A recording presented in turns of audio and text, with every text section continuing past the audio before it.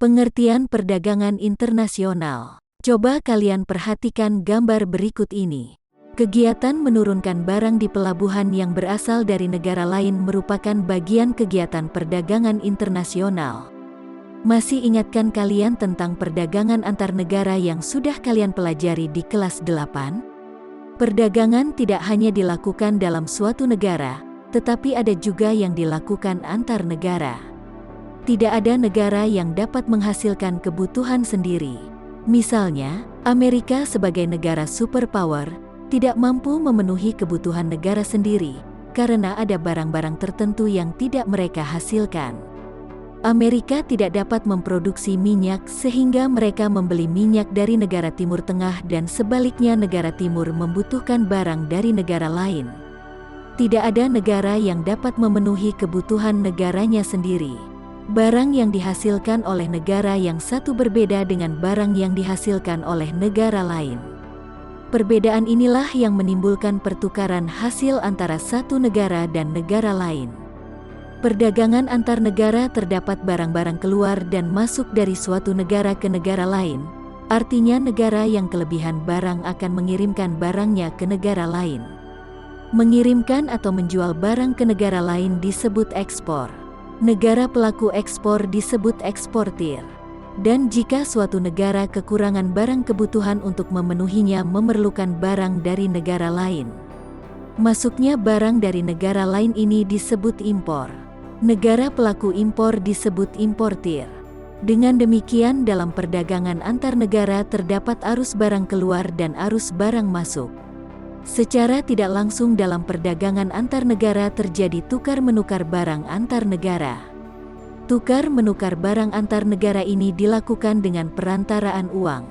Jadi dapat disimpulkan bahwa perdagangan internasional adalah proses pertukaran barang dan jasa antara dua negara atau lebih dengan tujuan mendapatkan keuntungan atau laba.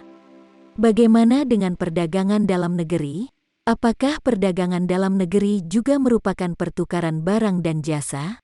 Berdasarkan kegiatan perdagangan internasional dan perdagangan dalam negeri, sebenarnya kegiatan yang dilakukan sama, yaitu pertukaran barang dan jasa. Namun terdapat beberapa perbedaan antara perdagangan dalam negeri dan perdagangan internasional. Perbedaan ini dapat dilihat dari beberapa aspek berikut ini.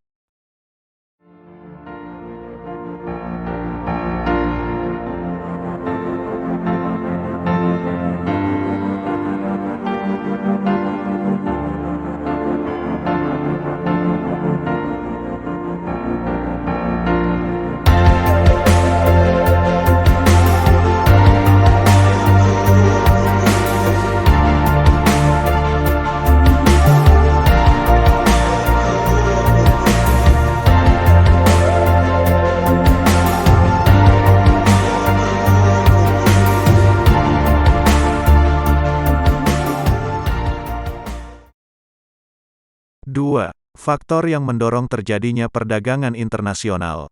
Pada dasarnya perdagangan internasional muncul di latar belakangi oleh karena kemampuan menghasilkan barang antara negara yang satu dengan negara lain berbeda. Perbedaan inilah mendorong terjadinya perdagangan internasional. Faktor yang mendorong terjadinya perdagangan internasional antara lain sebagai berikut. A. Perbedaan sumber daya alam yang dimiliki oleh setiap negara. Sumber daya alam yang dimiliki oleh masing-masing negara tidak sama dan mengakibatkan perbedaan hasil produksi dari negara tersebut. Misalnya perbedaan antara Indonesia dan Saudi Arabia tidak mampu menghasilkan sayur mayur, maka mereka mengimpor dari negara di kawasan Asia yang dapat menghasilkan sayur mayur. Indonesia memiliki peluang untuk menjual hasil dari hutan ke negara lain. Oleh karena Indonesia mampu menghasilkan barang tersebut yang didukung oleh ketersediaan sumber daya alam. Keunggulan yang dimiliki oleh suatu negara dilihat dari keunggulan sumber daya alam disebut keunggulan absolut, absolute advantage. Keunggulan absolut adalah kemampuan suatu negara untuk memproduksi barang atau jasa yang tidak dapat diproduksi oleh negara lain. B. Perbedaan tingkat kualitas sumber daya manusia. Ketersediaan sumber daya alam memerlukan daya dukung kemampuan sumber daya manusia. Suatu negara yang mempunyai sumber daya manusia yang dilihat terutama dari segi kualitas, maka akan menghasilkan barang dan jasa dengan mutu atau kualitas yang lebih baik. C. Perbedaan ilmu pengetahuan dan teknologi. Negara yang menguasai ilmu pengetahuan dan teknologi akan mampu memproduksi barang dan jasa yang lebih banyak, bermutu dan efisien dibanding dengan negara yang tidak menguasainya. Ilmu pengetahuan dan teknologi dapat menghemat biaya produksi, jumlah barang, dan kualitas barang. Keunggulan suatu negara yang dapat memproduksi barang dengan biaya produksi yang lebih murah dibandingkan negara lain disebut comparative advantage. D. Perbedaan budaya suatu bangsa. Perbedaan budaya suatu negara akan sangat mempengaruhi barang yang dihasilkan. Misalnya, seni ukir dan batik Indonesia merupakan daya tarik sendiri bagi negara lain untuk membeli barang tersebut. Demikian juga keramik China menjadi daya tarik tersendiri bagi negara lain. E. Perbedaan lain yang mempengaruhi perdagangan internasional yaitu perbedaan harga barang, perbedaan upah dan biaya produksi, dan perbedaan selera.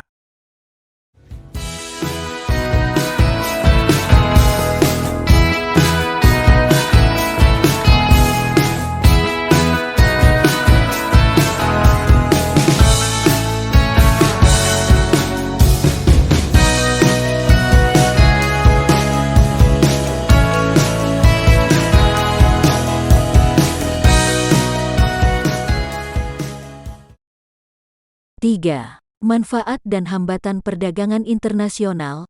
A. Manfaat perdagangan internasional. Setiap perdagangan bertujuan untuk mencari keuntungan. Dalam perdagangan internasional selain untuk mencari keuntungan, ada beberapa manfaat yang diperoleh, antara lain adalah sebagai berikut.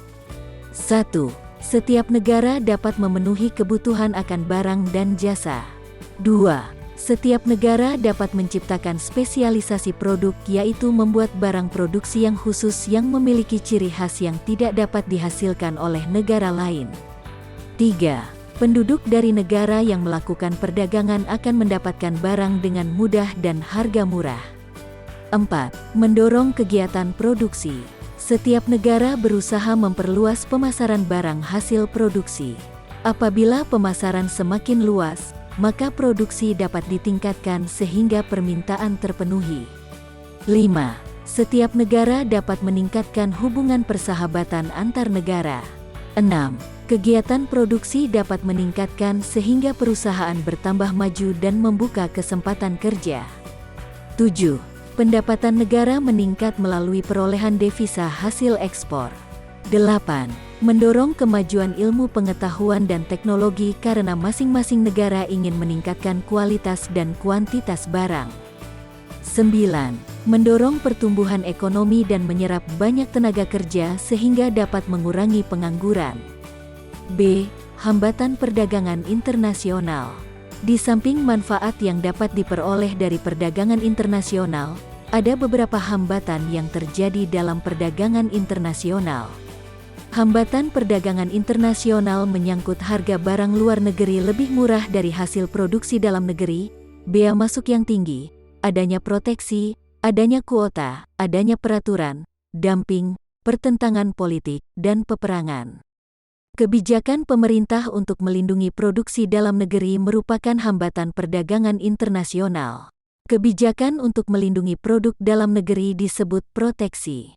Misalnya, pemerintah Indonesia yang mengenakan tarif tinggi untuk impor kain yang berasal dari China agar harga kain tersebut menjadi mahal sehingga kain yang dihasilkan oleh Indonesia harganya lebih murah. Kuota merupakan kebijakan untuk membatasi jumlah ekspor dan impor barang dari suatu negara. Dengan kebijakan kuota, barang impor tertentu dibatasi dalam jumlah dan volumenya. Contoh, Amerika membatasi kuota tekstil dari Indonesia karena Amerika juga memproduksi tekstil. Tarif, kebijakan pajak atas barang impor dan ekspor. Kebijakan tarif ini dengan tujuan dapat meningkatkan devisa negara, juga dimaksudkan untuk melindungi produk dalam negeri. Politik dumping adalah kebijakan menjual barang di luar negeri lebih murah daripada di dalam negeri. Kebijakan ini bertujuan untuk meningkatkan devisa negara.